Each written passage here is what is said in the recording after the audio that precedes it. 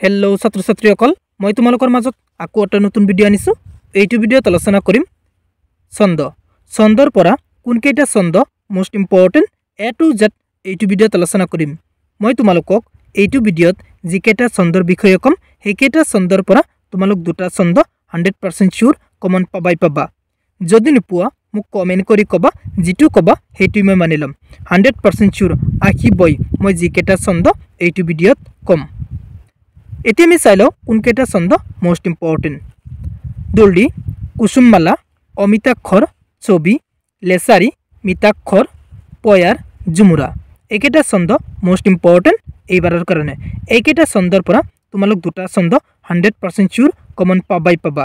যদি নোপোৱা মোক কমেণ্ট কৰি ক'বা, যিটো ক'বা সেইটোৱে মই মানি ল'ম। 100% চিয়'ৰ আহিবই। এতিয়া আমি চাই লওঁ দুলদি, কুসুমমালা, অমিতাক্ষৰ, ছবি, লেচাৰী, মিতাক্ষৰ, পয়াৰ, ঝুমুৰা। এইকেইটা ছন্দ আহিলে কোনখিনি লিখিব লাগিব। যদি তোমালোকৰ দুলদি ছন্দটো আহে তোমালোকে এইখিনি লিখিবা। দুলদি, এই ছন্দৰ স্তৱকত দুটা চৰণ আৰু প্ৰতি চৰণত তিনিটাকৈ পৰ্ব থাকে। স্তৱকৰ প্ৰথম, দ্বিতীয়, চতুৰ্থ আৰু পঞ্চম পৰ্বত 6টাকৈ আৰু তৃতীয় আৰু ষষ্ঠ পৰ্বত 8টা আখৰ থাকে। চৰণৰ শেষ আখৰৰ দবনিগত মিল থাকে, যেনে প্ৰকৃতি জীয়ৰী গাভৰু ছোৱালী, বহাগী আয়েৰে বিয়া, উলহ মালহে সকলোৰে যেন আনন্দ নদৰে হিয়া।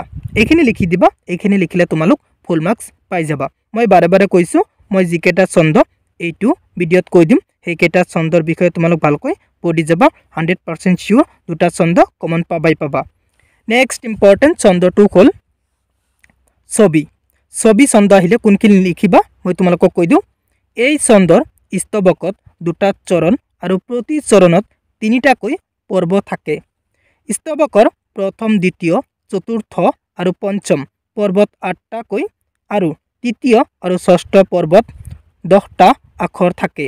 চৰণৰ শেষ আখৰৰ দবনিগত মিল থাকে, যেনে দুখীয়াৰ বগা পজ্জা, একোখনি তীৰ্থতাত, একোখনি পুণ্যৰ আশ্ৰম, মৰিলে পুনৰ আহি, দুখীয়া দেশতে মোৰ লওঁ যেন পুনৰ জনম। এইখিনি লিখি দিবা। এইখিনি লিখিলে ফুল মাৰ্কছ পাই যাবা। নেক্সট ইম্পৰ্টেণ্ট ছন্দটো হ'ল লেচাৰী ছন্দ। লেচাৰী ছন্দ আহিলে কোনখিনি লিখিবা মই তোমালোকক কৈ দিওঁ। এই ছন্দৰ একোটা স্তৱকত দুটা চৰণ আৰু প্ৰতি চৰণত তিনিটাকৈ পৰ্ব থাকে। স্তৱকৰ প্ৰথম, দ্বিতীয়, চতুৰ্থ আৰু পঞ্চম পৰ্বত 10টাকৈ আৰু তৃতীয় আৰু ষষ্ঠ পৰ্বত 14টা আখৰ থাকে। চৰণৰ শেষ আখৰৰ দবনিগত মিল থাকে। ছন্দৰ ভিতৰত আটাইতকৈ বেছি আখৰৰ ছন্দই হ'ল লেচাৰী ছন্দ, যেনে শ্ৰীমন্ত শংকৰে প্ৰকাশিলা গোবিন্দৰ নাম গুণ যশ, জগতৰ লোকে পৰম আনন্দ গাৱে, হেনয় শংকৰ গুৰু বিনে কমন কাৰণে আনজনে, লোকৰ মাজত আপুনি গুৰু বোলায়ে। এইখিনি লিখি দিবা। এইখিনি লিখিলে তোমালোক ফুল মাৰ্কছ পাই যাবা। নেক্সট ইম্পৰ্টেণ্ট ছন্দটো হ'ল মিতাক্ষৰ ছন্দ। মিতাক্ষৰ ছন্দ আহিলে তোমালোক কোনখিনি লিখি দিবা মই তোমালোকক কৈ দিওঁ। যি ছন্দৰ চৰণৰ শেষ আখৰবোৰৰ মাজত দবনিগত মিল থাকে তাকে মিতাক্ষৰ ছন্দ বোলে, যেনে দুখীয়াৰ বগা পজ্জা, একোখনি তীৰ্থতাত, একোখনি পুণ্যৰ আশ্ৰম, মৰিলে পুনৰ আহি, দুখীয়া দেশতে মোৰ লওঁ যেন পুনৰ জনম। এইখিনি লিখি দিবা। এইখিনি লিখিলে তোমালোক ফুল মাৰ্কছ পাই যাবা। নেক্সট ইম্পৰ্টেণ্ট ছন্দটো হ'ল অমিতাক্ষৰ ছন্দ। অমিতাক্ষৰ ছন্দ আহিলে তোমালোক কোনখিনি লিখি দিবা মই তোমালোকক কৈ দিওঁ।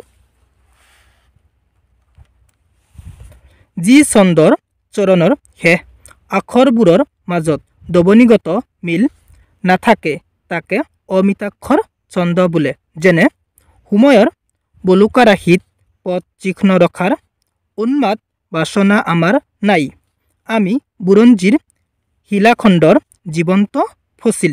এইখিনি লিখি দিবা। এইখিনি লিখিলে তোমালোক ফুল মাৰ্কছ পাই যাবা। নেক্সট ইম্পৰ্টেণ্ট ছন্দটো হ'ল ঝুমুৰা ছন্দ। ঝুমুৰা ছন্দ আহিলে তোমালোক কোনখিনি লিখি দিবা। এইখিনি লিখিবা। এই ছন্দৰ একোটা স্তৱক দুটা চৰণত সম্পূৰ্ণ হয়। চৰণ দুটা অন্ত মিলযুক্ত ইয়াৰ একোটা চৰণ দুটা পৰ্বৰ দ্বাৰা গঠিত হয় প্ৰতিটো পৰ্বত চাৰিটাকৈ আখৰ থাকে ছন্দ সজ্জা 4 + 4 4 + 4 এইখিনি লিখি দিবা এইখিনি লিখিলে তোমালোক ফুল মার্কস পাই যাবা নেক্সট ইম্পর্টেন্ট ছন্দটো হল পয়াৰ ছন্দ যদি আহে তোমালোক কোনখিনি লিখিবা এইখিনি লিখিবা পদ বা পয়াৰ এবিধ দ্বিপদী ছন্দ এই ছন্দৰ স্তবকত দুটাকৈ চৰণ আৰু চৰণত দুটাকৈ পৰ্ব থাকে প্ৰতিটো চৰণৰ শেষ আখৰৰ দবনিগত মিল থাকে উদাহৰণ প্ৰথমে প্ৰণামু ব্ৰহ্ম ৰূপী সনাতন সৰ্ব অৱতাৰৰ কা ৰণ নাৰায়ণ এইখিনি লিখি দিবা এইখিনি লিখিলে তোমালোক ফুল মার্কস পাই যাবা